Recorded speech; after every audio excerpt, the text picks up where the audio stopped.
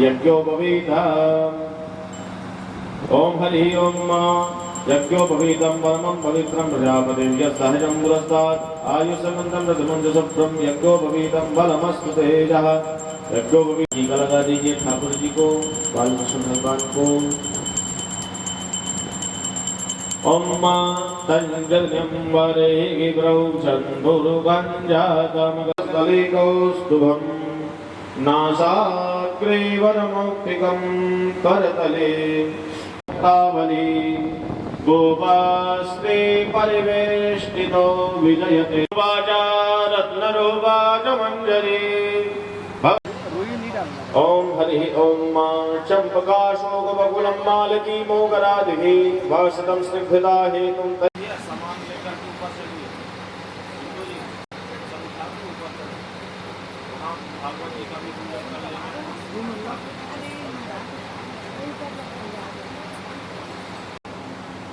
कुर्सी है माता आज 150 मंगवा ले।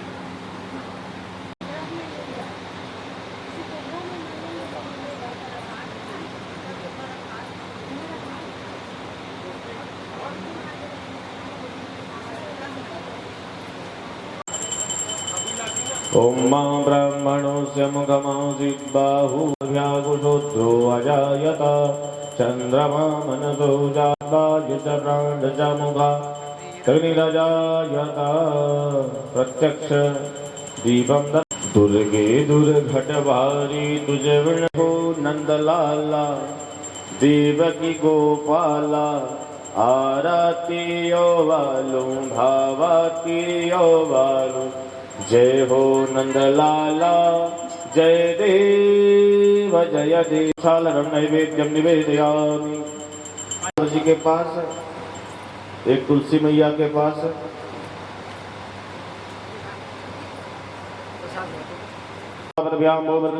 तथा लोकान कल्पयन्ना नैवेद्यम निवेदयामि। पुराण पुरुषोत्तमाय नमः। प्रार्थना पूर्वक नमस्कारान् समर्पयामि। तुलसायै नमः।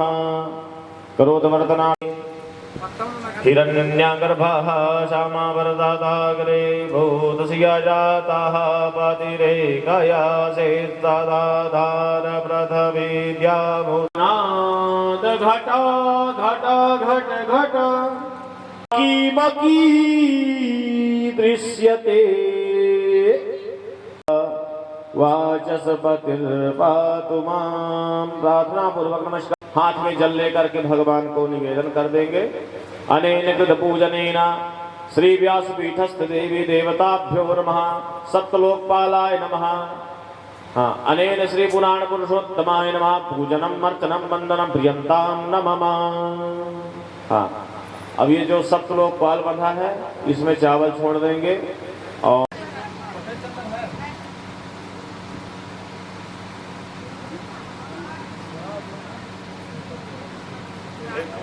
वाला मंगवा देंगे सफेद वाला।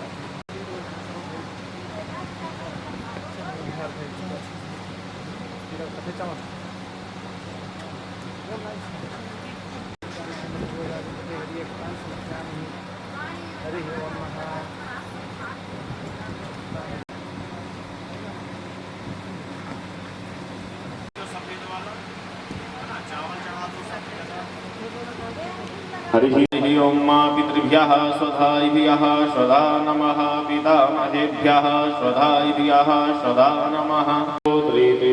पितरः पितरः सन्ततं मां। त्वमेव माता च पिता त्वमेव त्वमेव बन्धो च सखा त्वमेव त्वमेव विद्या देव। मातृपितृचरणकमलेभ्यो नमः। गन्धाक्षतपुष्पाणि समर्पयामि। नमो नमः। गन्धादिभिः संपूज्य यहाँ भी एक प्रसाद लगवा दे, धूप दीप दिखवा दे। स्थापयामि। ब्राह्मणो समगमासीत् बाहुराजन्यकृता ऊरो तदस्य दुर्वैशा प्रतिभा पुरुषोत्रो अजायता। दीपं दर्शयामि। एक फूल चढ़ा दो ना भैया, लाल वाला चढ़ा दो।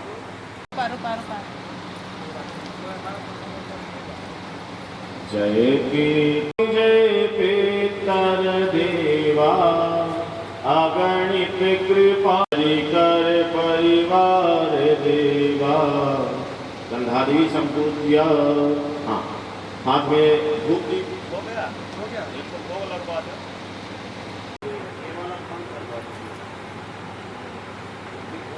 कूलर बंद कर दो।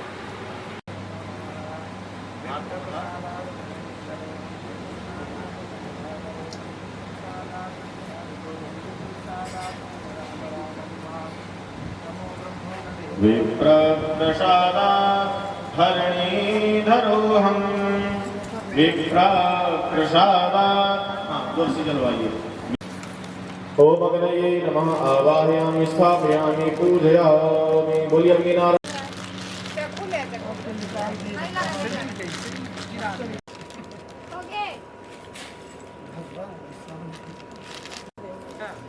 बाएं हाथ में चावल लीजिए। चावल बस रखो और ऐसे ऐसे नैऋत्यां मधुसूदनः, पश्चिमे पातु गोविंदो, वायव्यां तु जनार्दनः, उत्तरे श्रीपति रक्षेत्, ऐशान्यां हि महेश्वरः, ऊर्ध्वं गोवर्धनो रक्षेत्। थोड़ा सा नीचे अधो अनंत रक्षतु। हाँ, बाकी वो दोनों में रख दीजिए।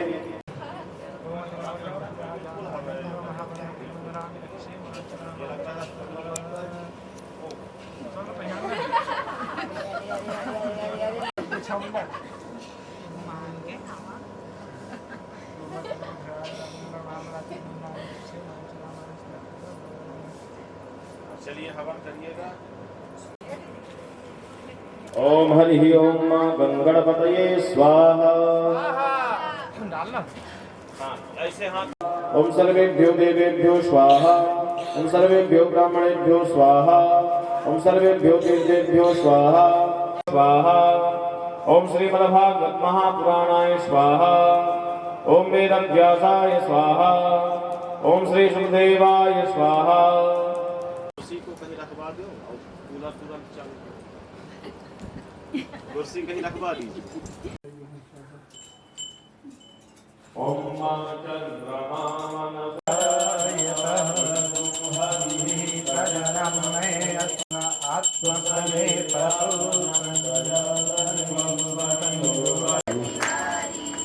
माखन की मटकी थोड़ी, गोपिन संग अखियां जोरी। माखन की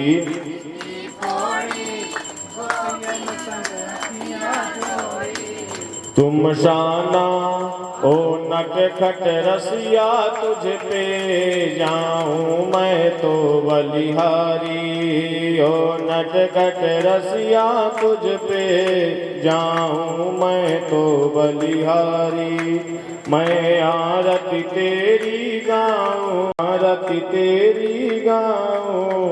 हे केशव कुंज बिहारी, जो आए शरण तिहारे, मिट जाए विपदा सारा।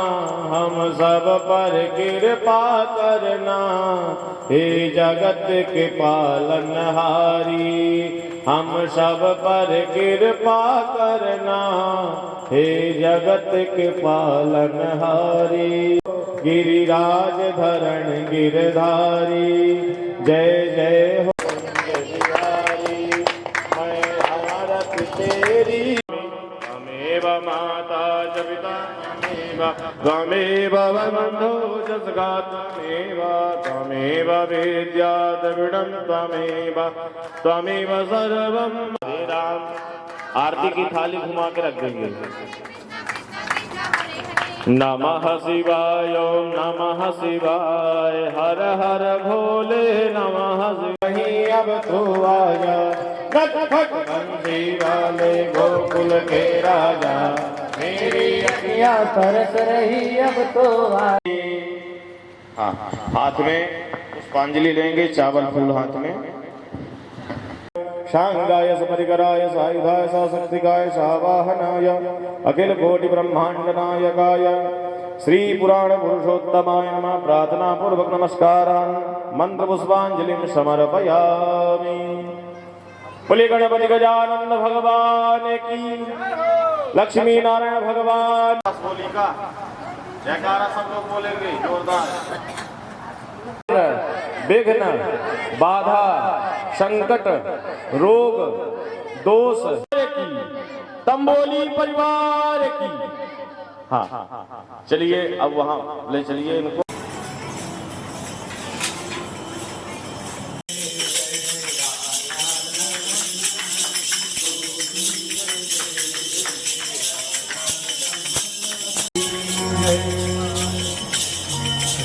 सद्गुरुदेव भगवान पृथ्वी शान्तिराधः शान्तिरोगधयः शान्तिः वनस्पतयः व्यासरूपाय विष्णवे नमो वै ब्रह्मनिधये।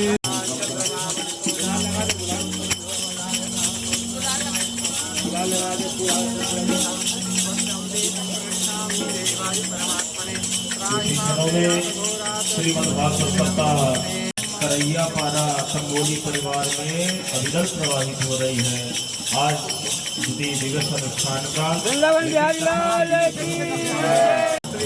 भक्तजन सभी कथा पांडाल में पहुंच करके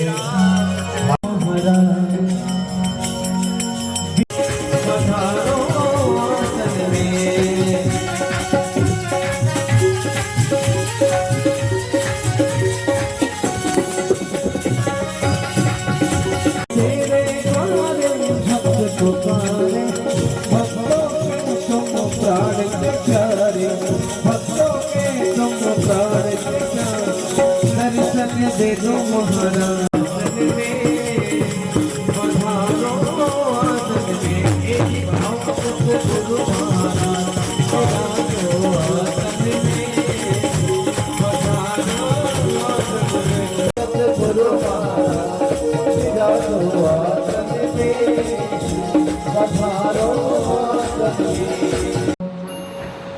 ओम कृष्णध्वदीय पद पंकज पंजरान्ते अद्वैत में विशद मानस राजहंसा प्राण प्रयाण समये कभवात वितेनै त्वया भारत तैलपूर्ण प्रज्वालितो ज्ञानमयः प्रदीपः। प्रथम व्यास वर्ण के निमित्त व्यास वर्ण करवा देंगे।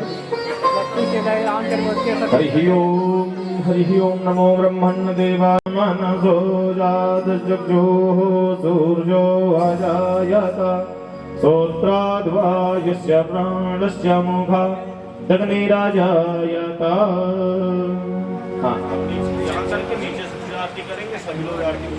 श्री भागवत भगवान की है आरती पापियों को पाप से है तारती। श्री भागवत भगवान की है आरती पापियों को पाप से है तारती।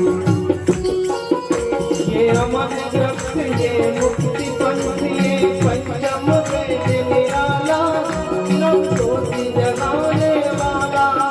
ये अमर ग्रंथ ये मुक्ति पंथ ये पंचम वेद निराला नव ज्योति जगाने वाला।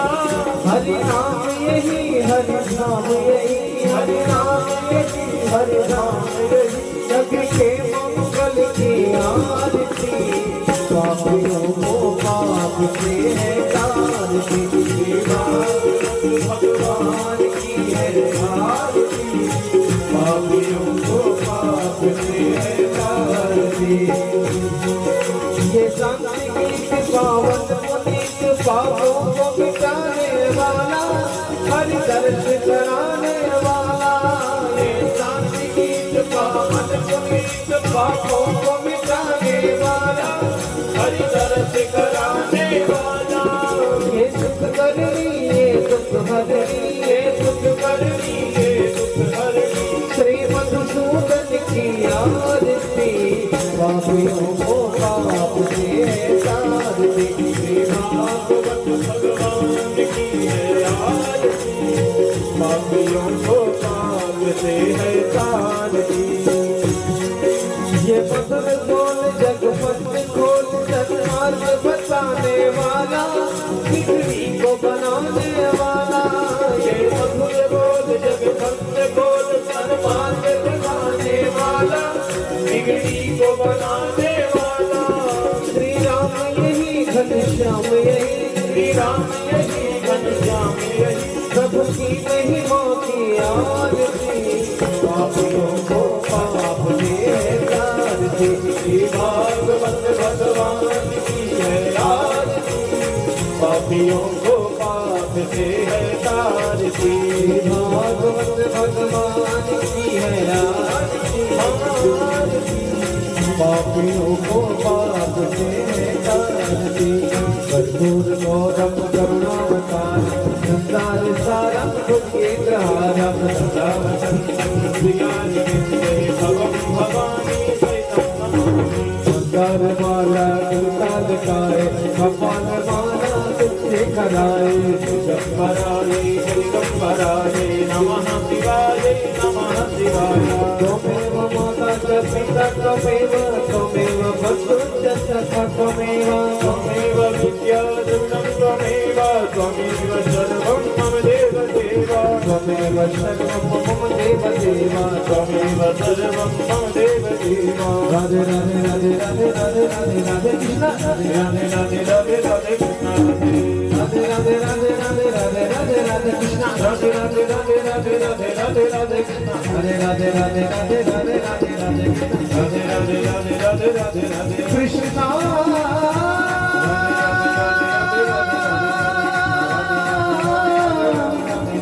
कृष्णा राधे कृष्णा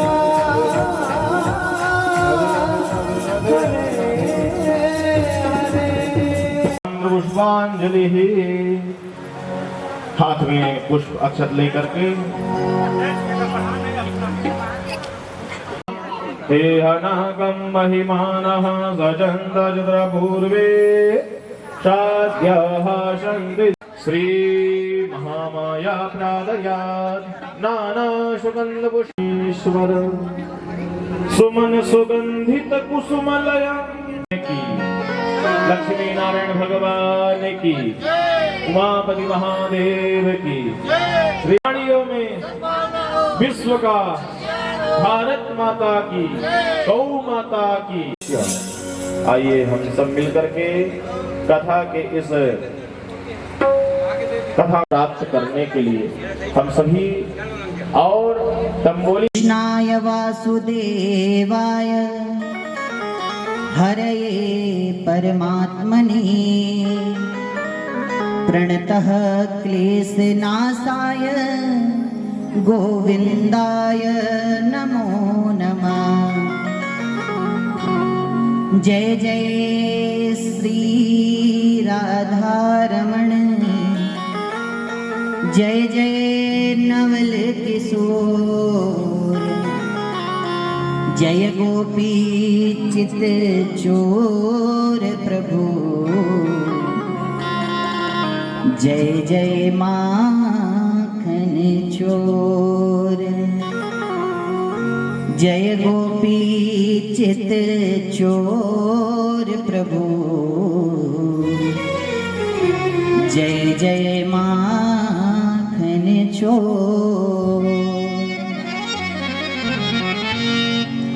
राधा मेरी स्वामिनी, मैं राधे को जास, जन्म जन्म मोहि दीजियो, श्री वृंदावन को वास, जन्म जन्म मोहि दीजियो, श्री चरणन में वास। बरसाने की राधिका नंदगांव के श्याम, इन दोनों के चरणन में मेरा बारंबार प्रणाम। अहो किशोरी लाडली गोरी दीन दयाल तनिक कृपा की भीख दो, प्रणवत बारंबार तनिक कृपा की भीख दो, प्रणवत बारंबार। प्रेम से बोलिए श्री हनुमंत अनंत लाल जी महाराज की जय, श्री राधा रमण लाल की जय, श्री भागवत महापुराण की जय, सप्ताह ज्ञान यज्ञ की जय, आदि शक्ति महामाया मैया की जय, देवादिदेव महादेव की जय, बटुक भैरवनाथ भगवान की जय, आज के आनंद की जय, भक्त और भगवान की जय, सत्य सनातन धर्म की जय। नमः पार्वती पतये हर हर हर महादेव शंभो जय। बड़े भैया गोलू भैया और सोनू चाचा जी और उनके समस्त परिवारवासी, क्योंकि श्रीमद् भागवत जो है तारने वाला ग्रंथ है महाराज, तो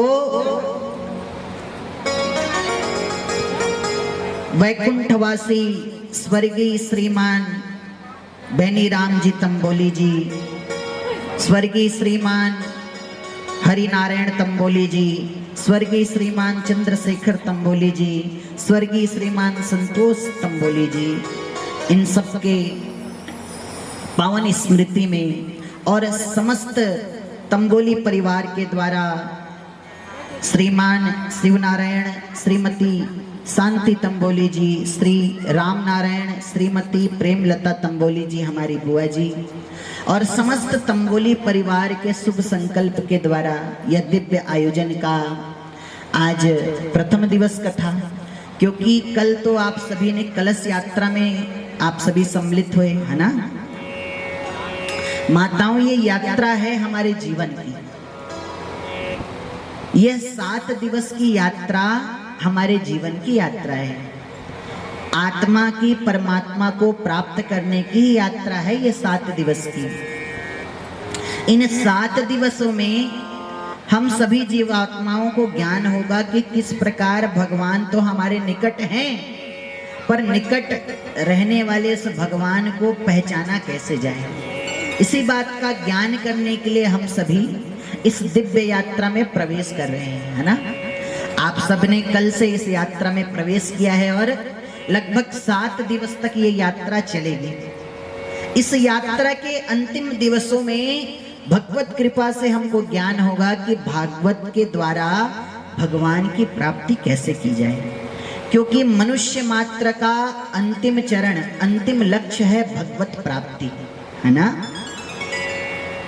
तो आइए इसी भगवत प्राप्ति के मार्ग में आगे बढ़ते हुए सर्वप्रथम मन वाणी को शांत करने के लिए, एकांत करने के लिए, इस चंचल मन को भगवान के चरणों में लगाने के लिए भगवत नाम संकीर्तन संतों ने, महात्माओं ने, मुनिजनों ने केवल और केवल एकमात्र भगवत नाम संकीर्तन को ही मन शांत करने का अवलंबन बताया है।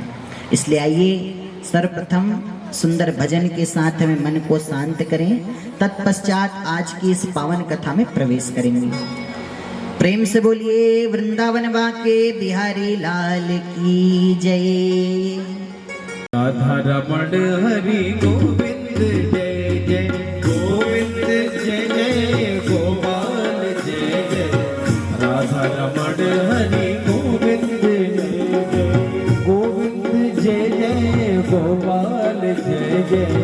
राधा रमण हरि गोविंद जय जय, गोविंद जय जय, गोपाल जय जय। राधा रमण हरि गोविंद जय जय।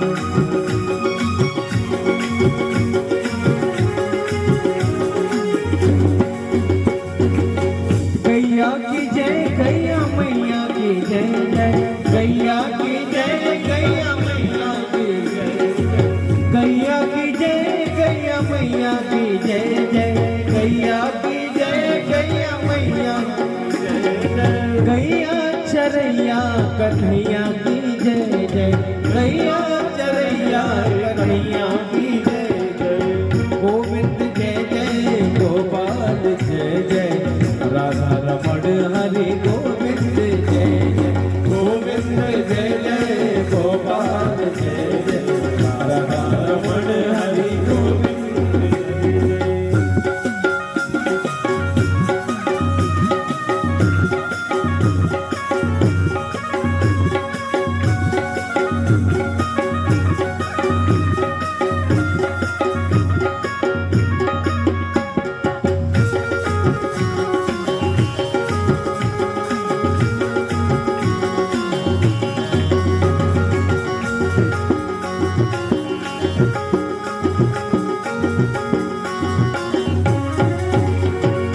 मथुरा की जय जय, मधुबन की जय जय, मथुरा की जय जय, मधुबन की जय जय, मथुरा की जय जय, मधुबन की जय जय, मथुरा की जय जय, मधुबन की जय जय, गोकुल की जय, गोवर्धन की जय जय, गोकुल की जय, गोवर्धन की जय जय, गोविंद जय जय, गोपाल जय जय, राधा रमण हरि गोविंद जय, गोविंद जय जय, गोपाल जय जय, राधा रमण हरि गोविंद जय जय।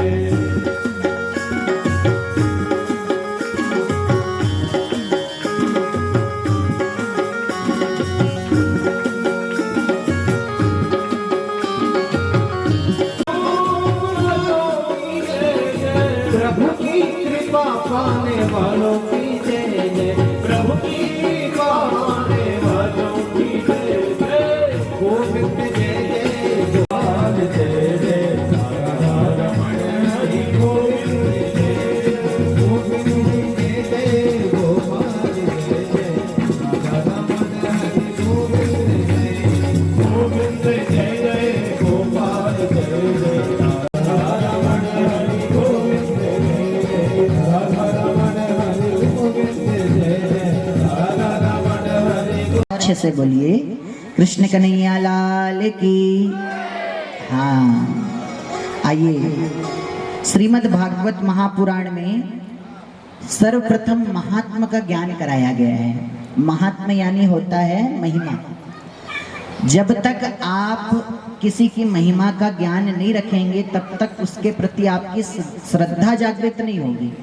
कब श्रद्धा जागृत होगी? जब सामने वाले को आप जानेंगे, भैया सामने वाले व्यक्ति बड़े विद्वान हैं। यदि आपको इस बात का ज्ञान नहीं है तो आप राम राम भी नहीं करेंगे, लेकिन उनकी महिमा का जैसे ही आपको ज्ञान होगा तो आप आगे से उनसे बात करने जाएंगे। उसी प्रकार पहले 6 अध्यायों में पद्म पुराण से श्रीमद् भागवत महापुराण में महात्मा कथा बताया गया है। तो आइए सर्वप्रथम महात्मा का ज्ञान करें। महात्मा के प्रथम श्लोक को आइए आप सभी हाथ जोड़ लीजिए, भगवान को प्रणाम करते हुए हम सब श्रवण करें। सच्चिदानंद रूपाय विश्वोत्पत्त्यादि हेतवे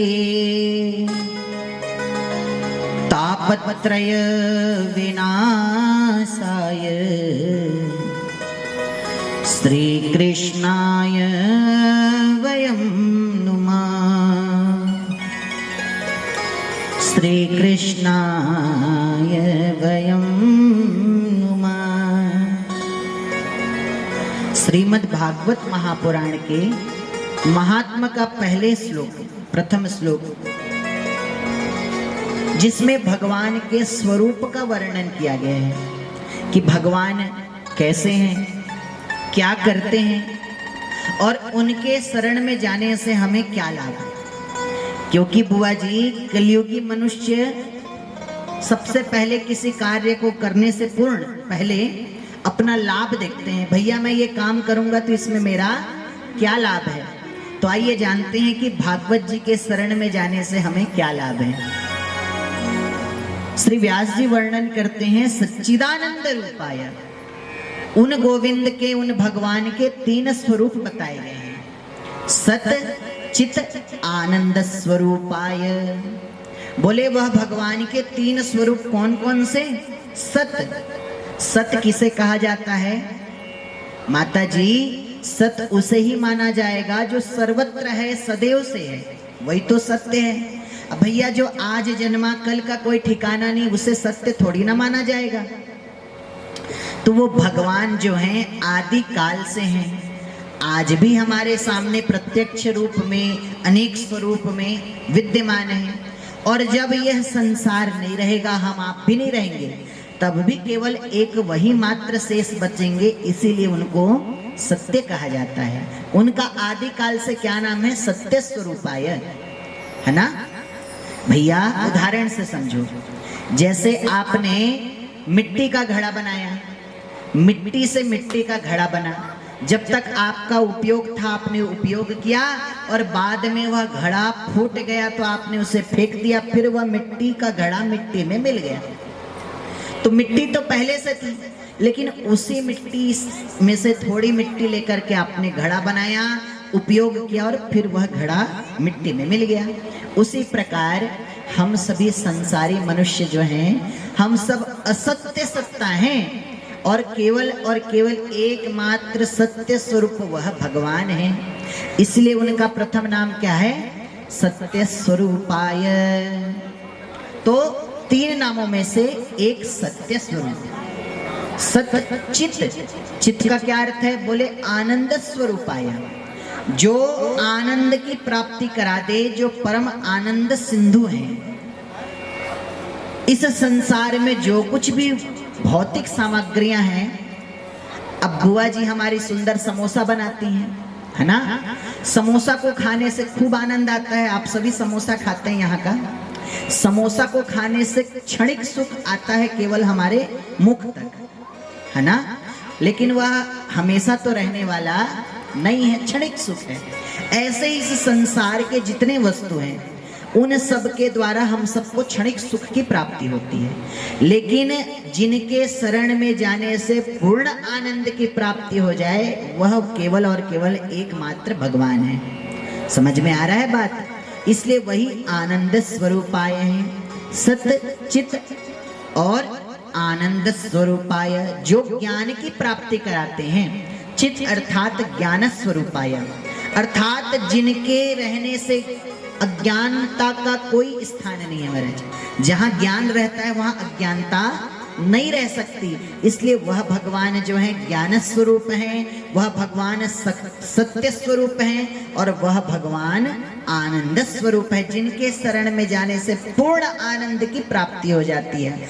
आनंद सिंधु सुख राशि है, ऐसे भगवान को हम बारंबार प्रणाम करते हैं।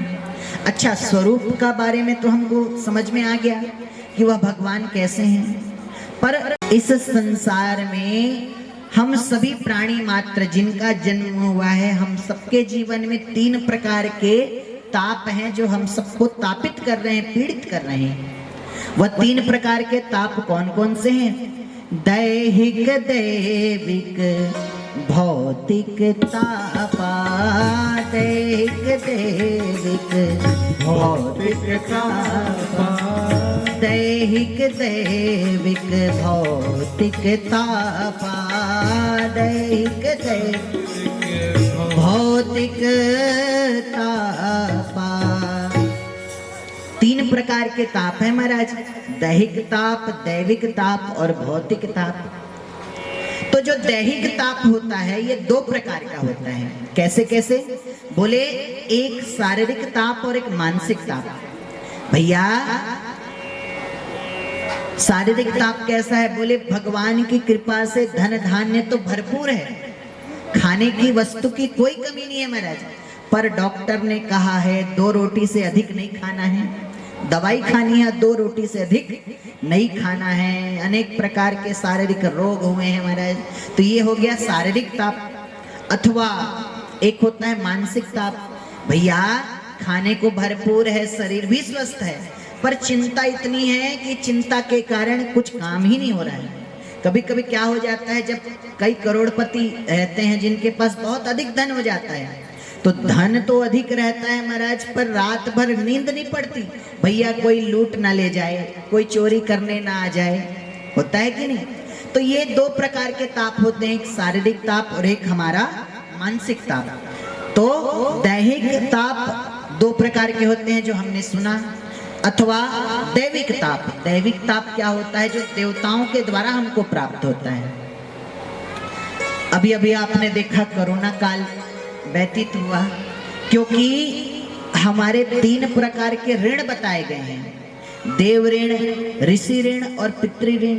3 प्रकार के ऋण बताए गए हैं। तो इन ऋणों से मुक्त होने के लिए हमको सदैव हवन कार्य करते रहना चाहिए, देवताओं का अर्चन करना चाहिए, पितरों को अर्चन करना चाहिए, है ना, जिससे जो है देवता प्रसन्न रहते हैं। और हम क्या करते हैं, हम देवताओं को अर्चन करना ही भूल जाते हैं, जिससे देवता कुपित हो जाते हैं, क्रोधित हो जाते हैं, और देवताओं के द्वारा अनेक प्रकार के ताप हमको प्राप्त होते हैं। कैसे कैसे बोले, कोरोना काल, भूकंप आ जाना, आंधी तूफान आ जाना, तो ये सब जो देवताओं के द्वारा दी गई हमको पीड़ा है, यही दैविक ताप है। अथवा भौतिक ताप, जो इस संसार के भौतिक वस्तुओं के द्वारा हमको दुख प्राप्त होता है, जैसे सांप का काट देना, ट्रक इत्यादि से एक्सीडेंट हो जाना, छत से गिर जाना, पंखा गिर जाना, अनेक प्रकार के संसारिक वस्तुओं के द्वारा जो कष्ट हमको प्राप्त होता है, यही भौतिक ताप है। तो ये जितने प्रकार के जो ताप हैं, इन समस्त प्रकार के तापों का नाश करने वाले वही भगवान हैं। यदि हम उनके शरणागत होंगे तो हमारे जीवन के, हमारे जन्म के समस्त प्रकार के तापों का मूलतः नाश हो जाएगा। इसलिए सच्चिदानंद रूपाय विश्वोत्पत्त्यादि हेतवे तापत्रय विनाशाय श्री कृष्णाय वयं नमः। इसलिए उन भगवान श्री कृष्ण चंद्र और क्या कहा, श्री कृष्णाय वयं नमः। श्री का अर्थ केवल सम्मान के भाव से नहीं है, यहाँ श्री का अर्थ साक्षात श्री किशोरी जी है महाराज।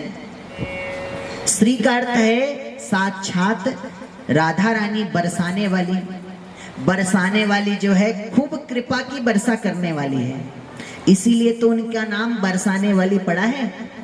तो सिर्फ भगवान से कृष्ण को प्रणाम नहीं कर रहे हैं, श्री राधा जी के साथ में हमारे श्याम जी को बारंबार प्रणाम कर रहे हैं।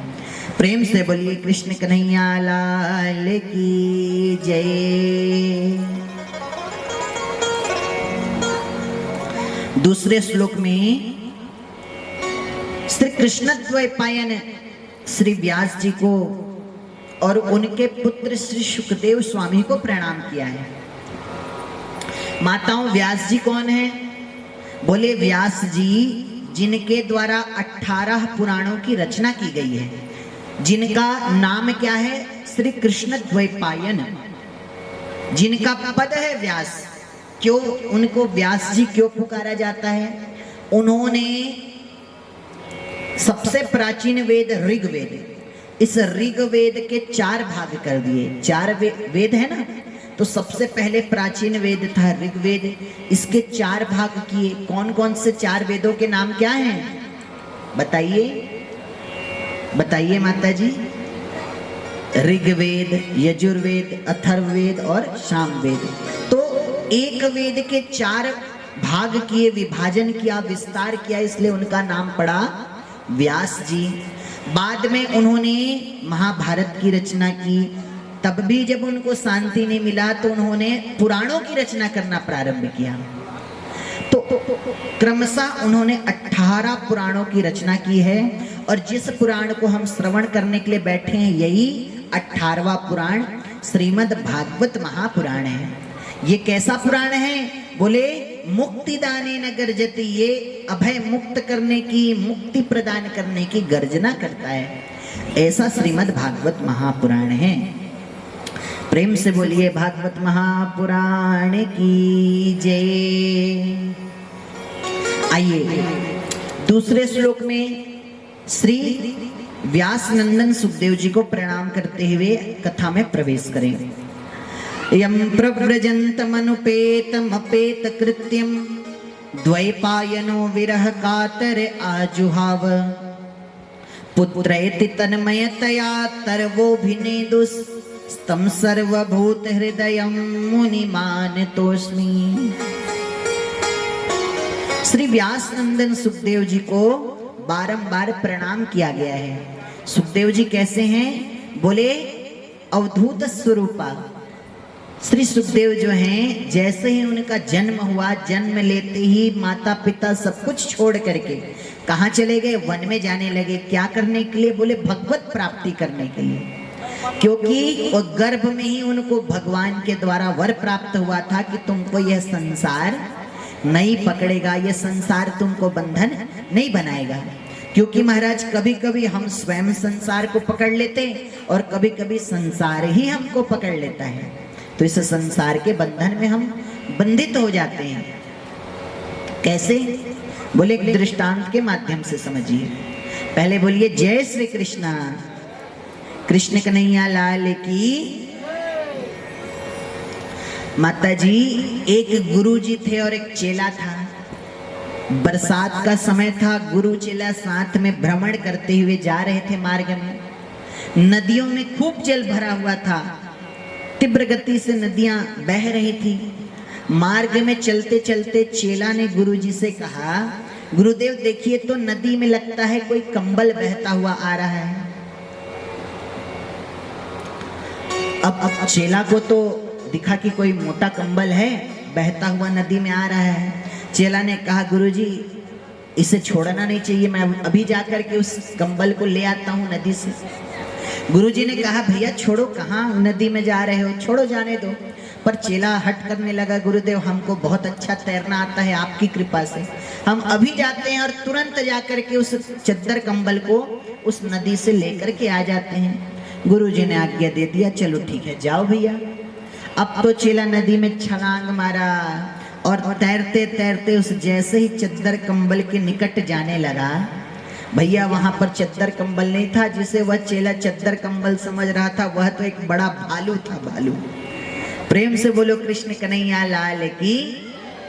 अब तो चेला देखिए, जिसे हम चद्दर कंबल समझ रहे हैं, ये भालू है।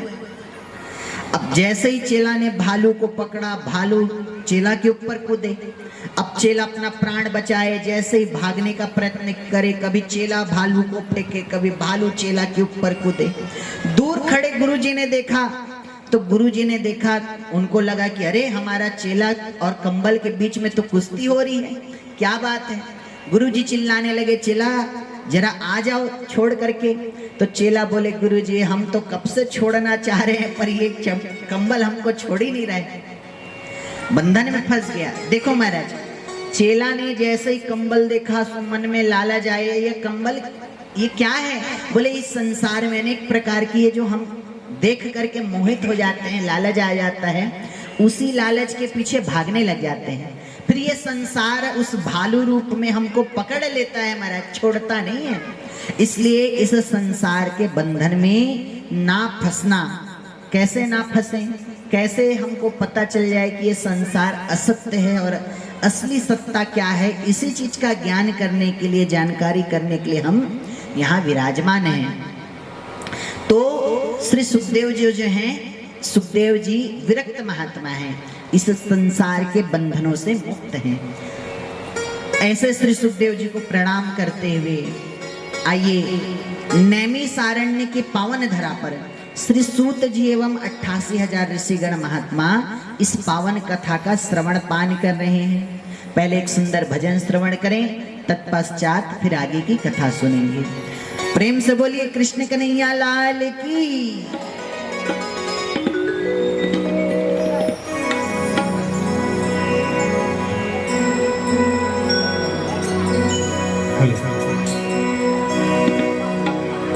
बोलिए माँ के बिहारी लाल की जय।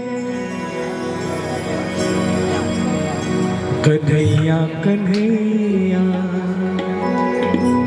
पुकारा करेंगे सभी तालियों के साथ। लताओं में की गुजारा करेंगे।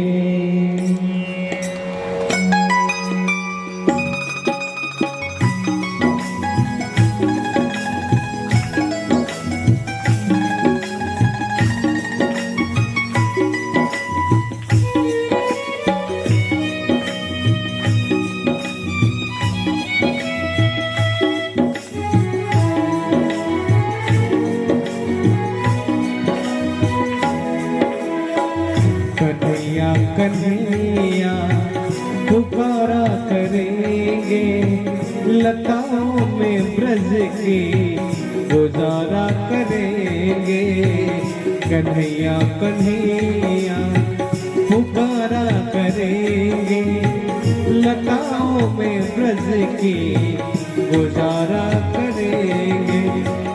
कन्हैया कन्हैया कन्हैया कन्हैया कन्हैया कन्हैया कन्हैया कन्हैया कन्हैया कन्हैया पुकारा करेंगे, लताओं में ब्रज की गुजारा करेंगे। कन्हैया कन्हैया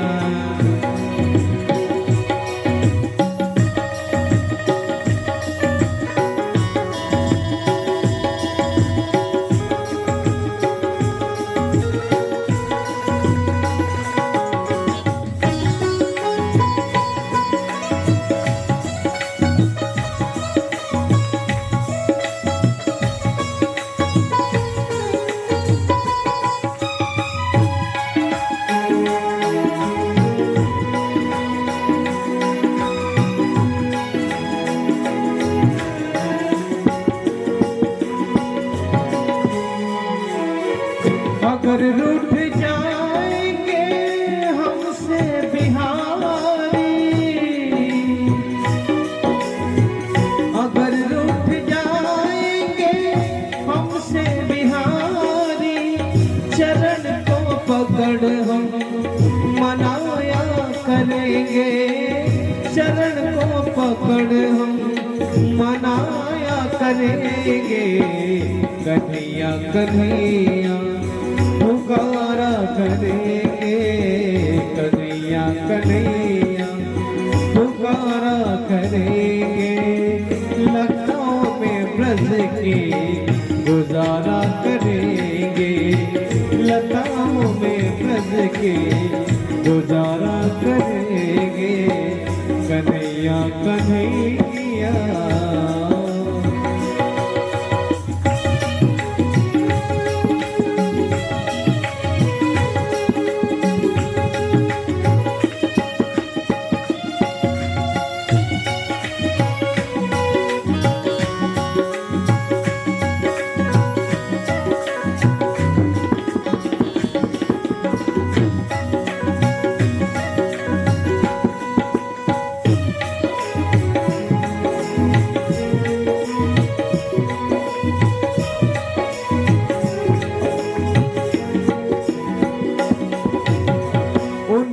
छुड़ाए थे गज के वो बंधन, उन्हीं ने छुड़ाए थे गज के वो बंधन। वही मेरे बंधन छुड़ाया करेंगे। वही मेरे बंधन छुड़ाया करेंगे। कन्हैया कन्हैया पुकारा करेंगे। कन्हैया कन्हैया पुकारा करेंगे, लताओं में ब्रज की गुजारा करेंगे। लताओं में ब्रज की गुजारा करेंगे। कन्हैया कन्हैया कन्हैया कन्हैया कन्हैया कन्हैया कन्हैया कन्हैया कन्हैया कन्हैया पुकारा करेंगे। लताओं में ब्रज की गुजारा करेंगे। लताओं में ब्रज की गुजारा लताओं में ब्रज की गुजारा करेगी। तो नैमिषारण्य की पावन धरा पर सूत जी के द्वारा 88,000 ऋषिगणों को ये पावन कथा सुनाया जा रहा है। क्या कथा? बोले जितने भी 88,000 ऋषिगण महात्मा सब बड़े विद्वान हैं, पर बड़े विद्वान होते हुए भी बड़े विनम्र हैं और विनम्रता से श्री सूत जी से विनम्र प्रार्थना कर रहे हैं। क्या प्रार्थना कर रहे हैं? बोले हे सूत जी, आप तो परम ज्ञाता हैं, परम ज्ञानी, हम सब अज्ञानी हैं, इसलिए अपने ज्ञान से हमारे अज्ञानता को आप नष्ट कर दीजिए। अज्ञान ध्वांत विध्वंस कोटि सूर्य संप्रभा। बोले महाराज, आपके अंदर तो करोड़ों सूर्यों के समान ज्ञान का प्रकाश है और हम सब के अंदर अज्ञानता रूपी अंधकार छाया हुआ है। अपने इस ज्ञान रूपी प्रकाश से हमारे जीवन के जितने अज्ञान रूपी अंधकार हैं इसको आप नष्ट कर दीजिए। ऐसा विनम्र प्रार्थना 88,000 ऋषिगण श्री सूत जी से कर रहे हैं। सूत जी भी 88,000 ऋषिगणों को प्रसन्नता कर रहे हैं उनका, क्योंकि इन 88,000 ऋषिगणों का नेतृत्व करते हुए महामुनि सौनक जी महाराज विराजमान है। सौनक जी कैसे हैं? बोले कथामृत रसा स्वाद कुशला सौनको ब्रवीत। कथामृत का रसा स्वादन करने में परम कुशल परम प्रवीण श्री सौनक जी महात्मा, वयोवृद्ध महात्मा है, बड़े ज्ञानी हैं, कथामृत सुनने के परम अधिकारी हैं, इसलिए 88,000 ऋषियों का नेतृत्व कर रहे हैं।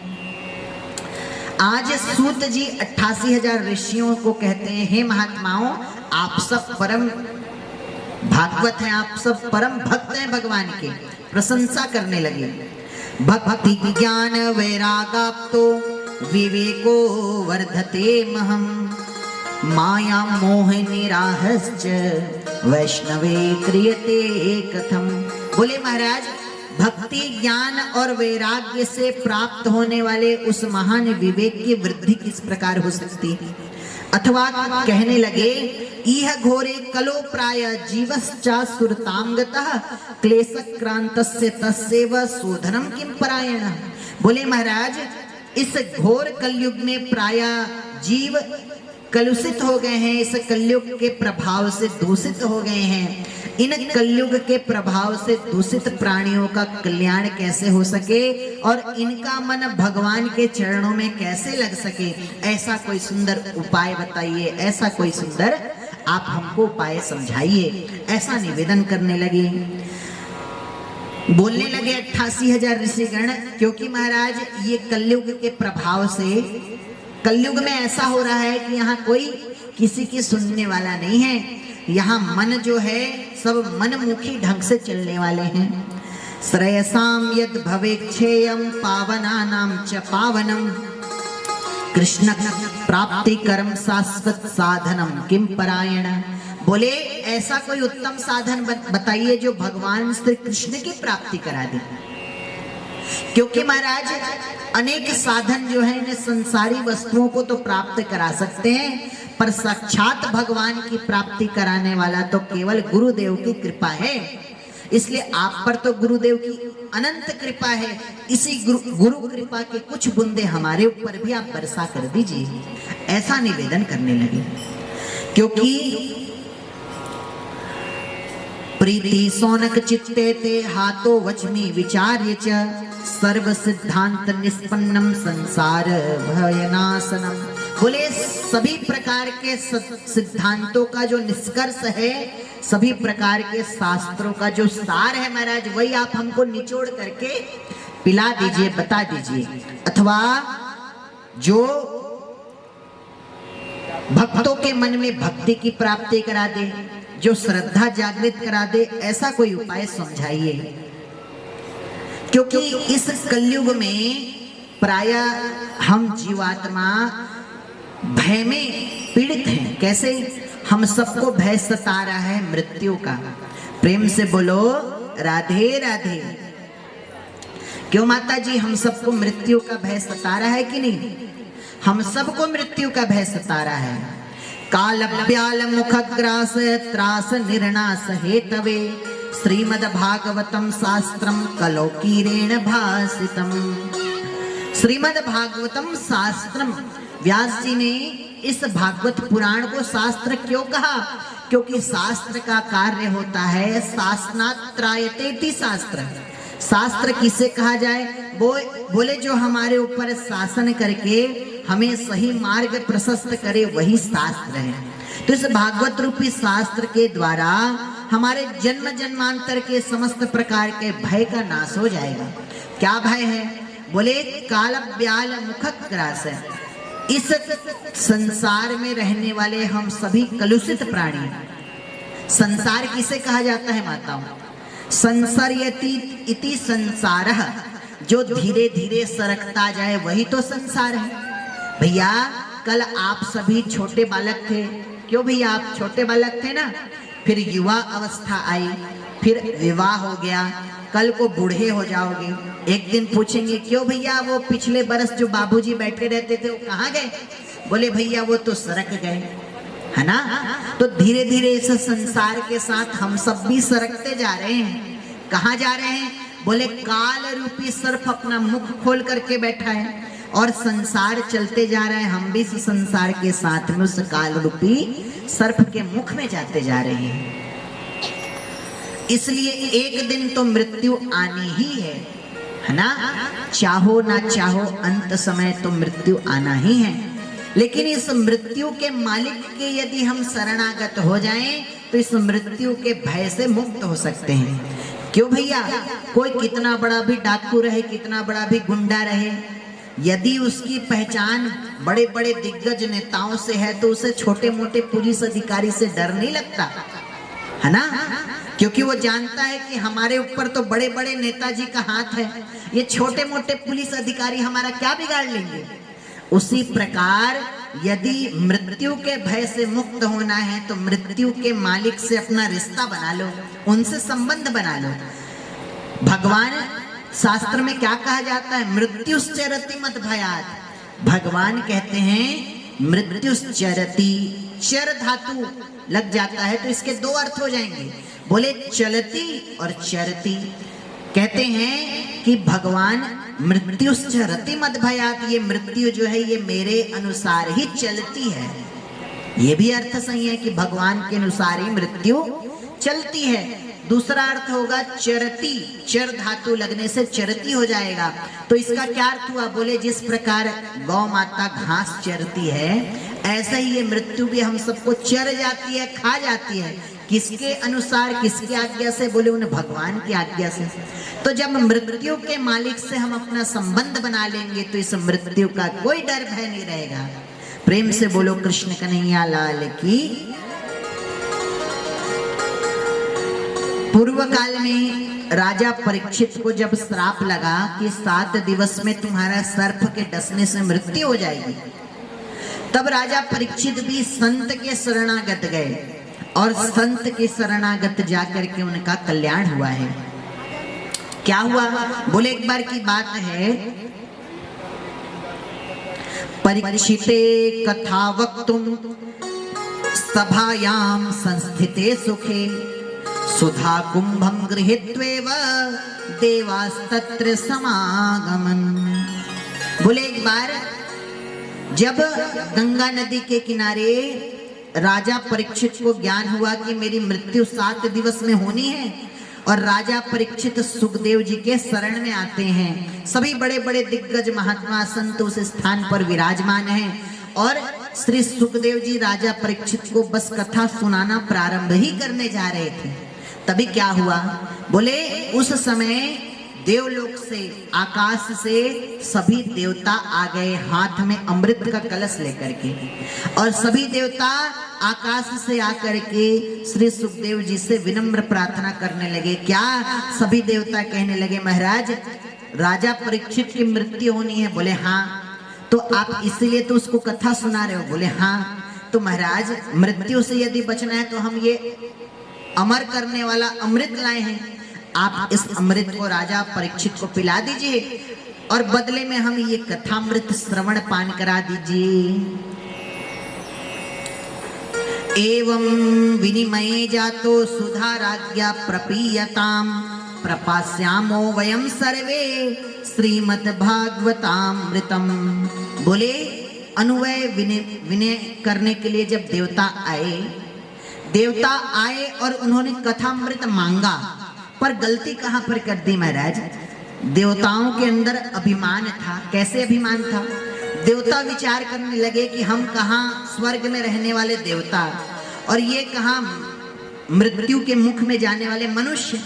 हम इनके बगल में बैठ करके कथा यदि सुनेंगे तो हमारा लेवल नहीं रहेगा। तो देवता विचार करने लगे कि हम इनके बगल में तो सुन नहीं सकते कथा, फिर क्या किया जाए? बोले कथा वाचक को ही खरीद करके ऊपर ले जाना चाहिए।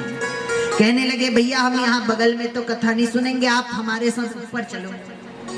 तो इस प्रकार जब देवताओं के मन में अभिमान श्री सुखदेव जी ने देखा तो इस कथामृत का अनअधिकारी जान करके श्री सुखदेव जी ने देवताओं को कथामृत देने से ही मना कर दिया महाराज, और डांट करके भगा दिया। देवताओं तुम सभी अभिमानी हो, और जो अभिमान लेकर के आता है, जो अभिमान के साथ कथा सुनना चाहता है, वो कथामृत का अनधिकारी है, इसलिए ऐसे को मैं कथा नहीं सुनाऊंगा, इसलिए चले जाओ। डांट करके भगा दिया। क्व स्वधा क्व कथा लोके क्व कांच क्व मणिर्महां ब्रह्मरातो विचार एवं तदा देवांजहासः। क्व स्वधा क्व कथा लोके, बोले कहाँ ये अमृत कथा और कहाँ ये स्वर्ग से आया हुआ अमृत, दोनों की कोई बराबरी नहीं है महाराज। देवता तो परस्पर विनय करने आए थे, अदला बदली करने आए थे, अमृत ले लो कथा अमृत दे दो। पर भैया अदला बदली तो बराबर वस्तुओं की जाती है। कहाँ यह भागवत रूपी कथामृत और कहाँ इन देवताओं का यह अमृत। जैसे अनमोल मणि और कांच का टुकड़ा, इनकी कोई बराबरी हो सकती है? नहीं हो सकती। ऐसे ही कहाँ भागवत रूपी कथामृत और कहाँ ये देवताओं का अमृत। इन देवताओं को तो बड़ा कष्ट है महाराज। एक बार ये अमृत मिला, अब एक एक बूंद, बड़े थोड़े थोड़े बूंद पीना पड़ता है महाराज, थोड़ा थोड़ा ही मिलता है। इसलिए कहाँ ये सामान्य अमृत और कहाँ ये कथामृत। प्रेम से बोलिए भागवत महापुराण की जय। देवताओं को तो डांट करके भगा दिया, और फिर बाद में श्री राजा परीक्षित को यह कथामृत श्रवण पान कराया। इस कथा के श्रवण करने से 7 दिवस में ही राजा परीक्षित का उद्धार हो गया, कल्याण हो गया। सभी संत महात्माओं ने जब देखा तो इस कथामृत को साक्षात ब्रह्मा जी के पास ले जाया गया।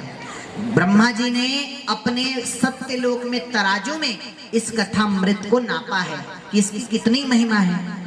लघुज्ञानानि जातानि गौरवेण इदं महत् तदा ऋषिगणा सर्वे विस्मृयं परमं ययो। मैनिरे भगवतद्रूपं शास्त्रं भागवतं कलो पठनात् श्रवणात् सद्यो वैकुंठम फलदायकम।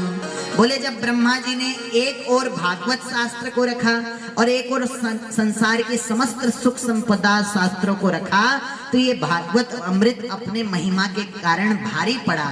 तब ब्रह्मा जी और समस्त संत महात्मा ऋषि गणों ने इस कलयुग में विशेष फलदायक मोक्ष प्रदान करने वाला इस भागवत महापुराण को ही माना है। प्रेम से बोलिए भागवत महापुराण की जय। आइए एक सुंदर भजन श्रवण करें, तत्पश्चात फिर आगे की कथा श्रवण करेंगे।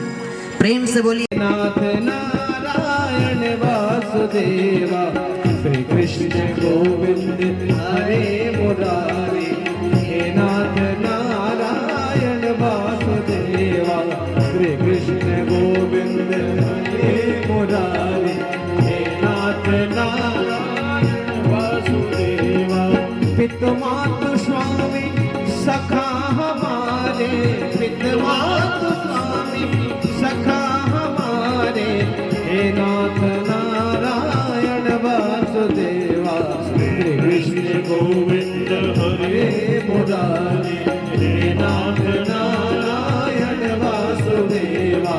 श्री कृष्ण गोविंद हरे मुरारी, हे नाथ नारायण वासुदेवा। साउंड वाले भैया से निवेदन है, कभी आवाज बढ़ा दें।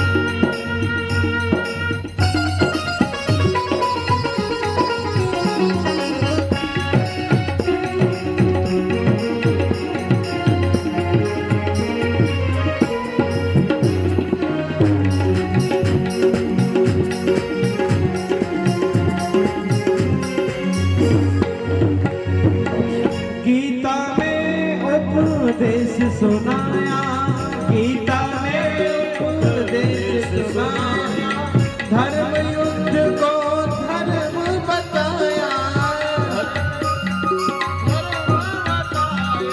तू कर्म कर मत रख फल की इच्छा, यह संदेशा तुम्हीं से पाया।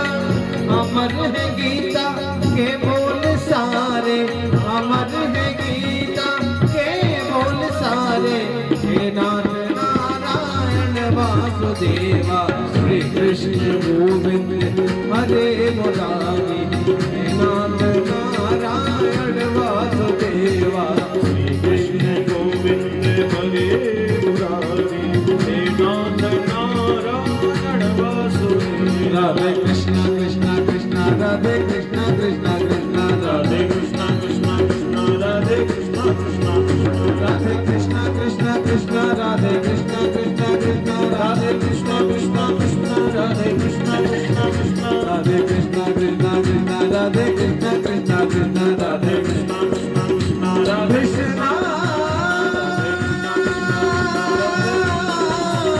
राधे कृष्णा कृष्णा हरे कृष्णा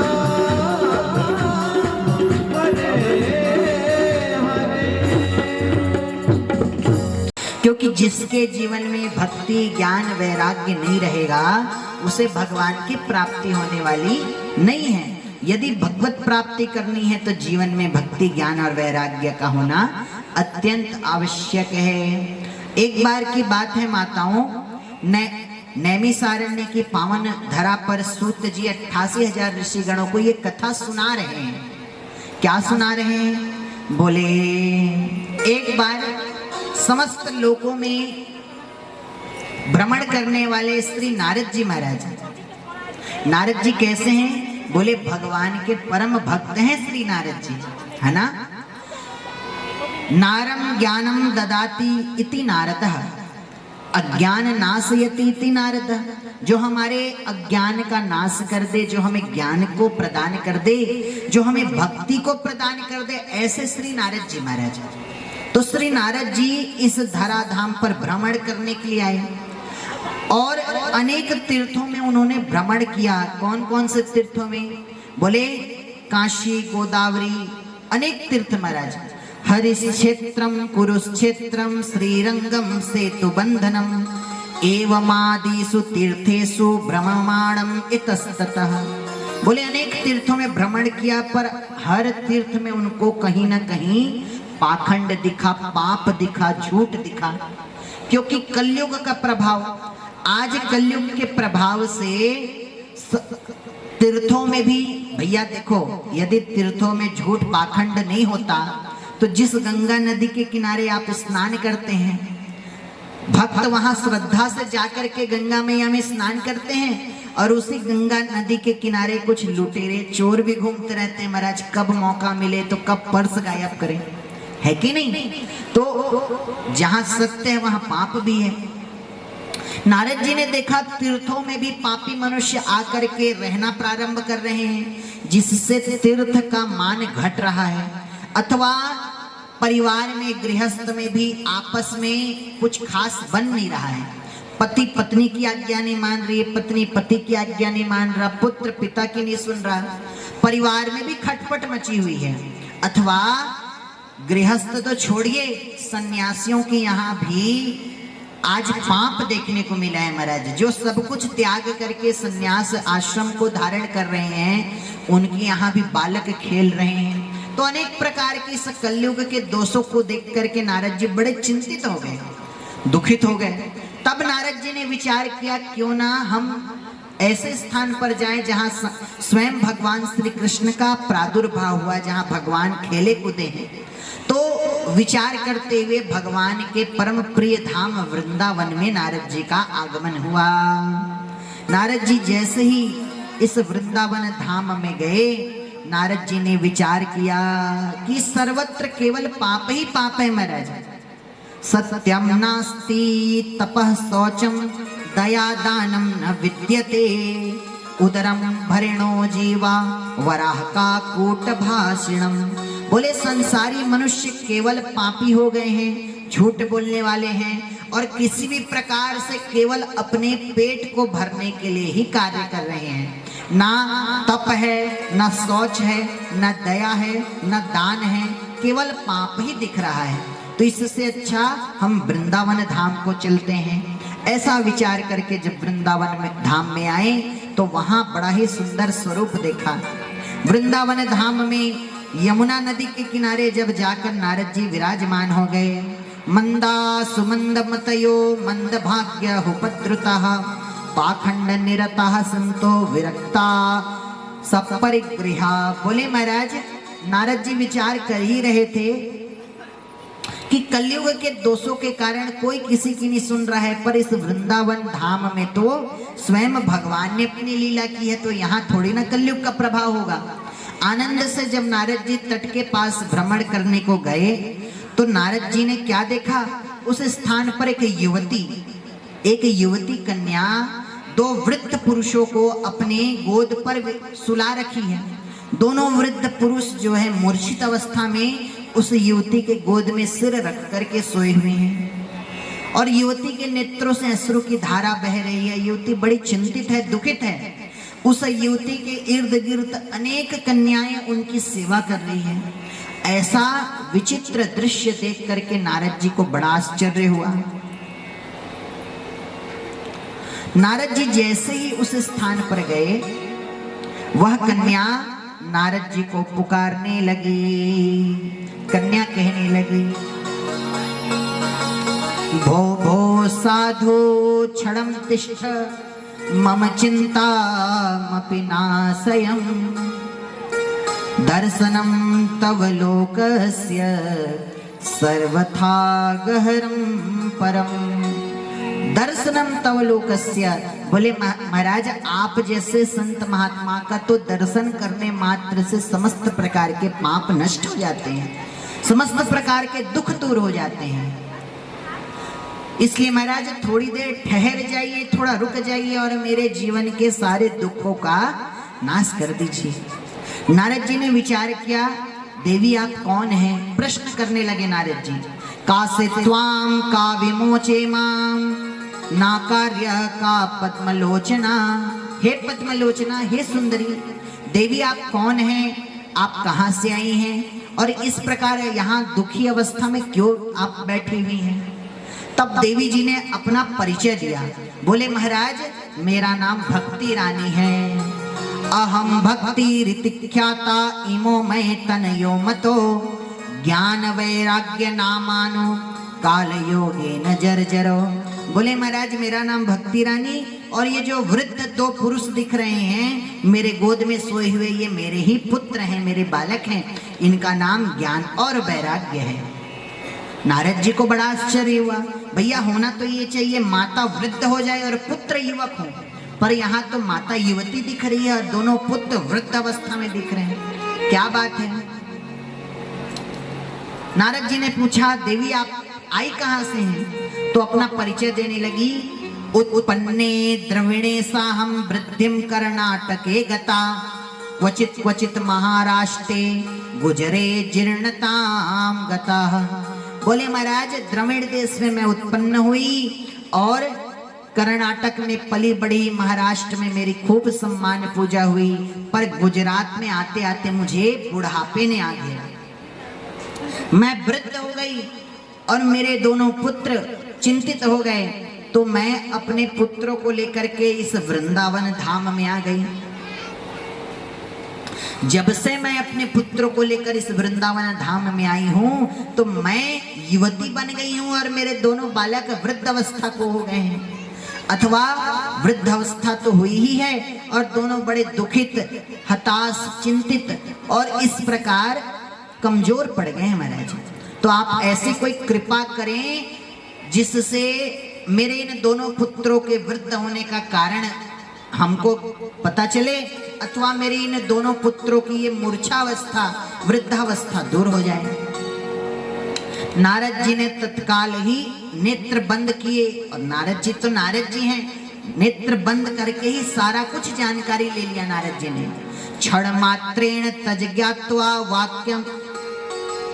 वाक्यम मुंचे मुनीश्वरा, बोले क्षण मात्र में ही सब कुछ ज्ञान लेकर के नारद जी ने बताया, देवी आपके पुत्रों की ये अवस्था कलयुग के कारण हुई है।